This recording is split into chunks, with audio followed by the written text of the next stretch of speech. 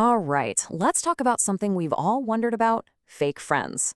Today, we are going to crack the code on this one. We're going to give you some real, practical tools to spot those friendships that might be doing you more harm than good before things get messy. So let me ask you a question. Have you ever left a conversation with a friend just feeling weird? Kind of confused, maybe a little smaller, or just off? You know that sinking feeling in your gut when what they say they'll do just never seems to match up with what they actually do? Well, you're not alone. And I'm here to tell you, that feeling is not just in your head. See, here's the thing. Deception or insincerity, it's not some random, unpredictable event. It's a pattern. And like any good detective knows, patterns always leave a trail of clues. So today, we're going to learn how to read those clues, not so we can get all suspicious of everyone, but so we can become better protectors of our own peace of mind. Okay, let's dive into this. Our very first tool for this investigation is a concept from protective psychology called a deception cluster.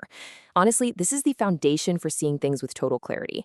So what is a deception cluster? Well, it's not a one-time thing. I mean, come on, we all have off days, we all forget to call back sometimes. This is different. This is about a consistent, repeating pattern.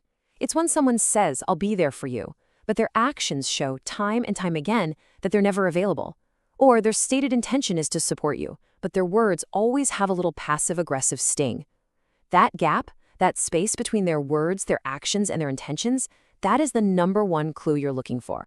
So how do you actually spot these clusters? It's way easier than you think. It's a simple three-step method. First, just listen. Really pay attention to what they say, what they promise, what they claim is important to them. Second, just watch. Observe their actions, but without judgment. Just gather the data. And then step 3, this is the most important part, compare the two. Do their actions actually back up their words? If you start to see a consistent contradiction, bingo, you've just found a deception cluster. Now, here's what happens. When a toxic person senses that you're starting to figure them out, they often pull out a very powerful manipulation tactic. It's specifically designed to make you doubt what you're seeing and to put them right back in control. We call it the justification trap. Does this sound familiar to anyone? You know that joke that didn't feel like a joke at all? That little cutting remark that was disguised as just some friendly teasing? And then, when you get upset, this is the line you get.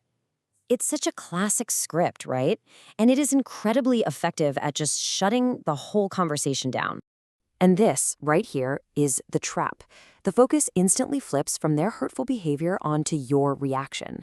All of a sudden, their mean comment isn't the problem anymore. Your sensitivity is. The goal here is so simple. It's to make you feel like you are totally overreacting, to make you question your own valid feelings, and, of course, to let them completely off the hook. Now, what's really interesting about this slide is just how clearly it lays out the difference. I mean, look at this. Healthy communication, even when it's criticism, it focuses on a specific action and it's meant to help you grow. It builds you up. But the justification trap? It does the exact opposite. It attacks your reaction, it aims to make you feel small, and it is purely about maintaining control. One is about connection, the other is all about power. Okay, so you've done your detective work, you've identified the trap. What's the verdict? What do you do now?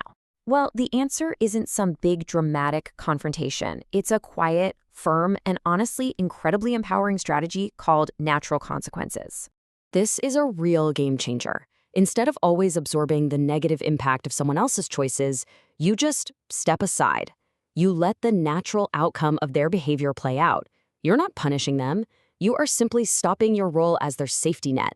It's all about protecting your own time and your own energy. And this slide really shows you how simple this can look in the real world. That friend who's always late, you don't give them a lecture. You just start your coffee date on time. The friend who constantly forgets their wallet, no scolding needed. You just kindly let them know you can't cover them this time. See? You are not creating the consequence. Their actions are. You are simply choosing not to shield them from it anymore. Ultimately, what all these tools do is put the power right back where it belongs, in your hands. You get to be the calm detective, observing patterns without all that emotional reactivity.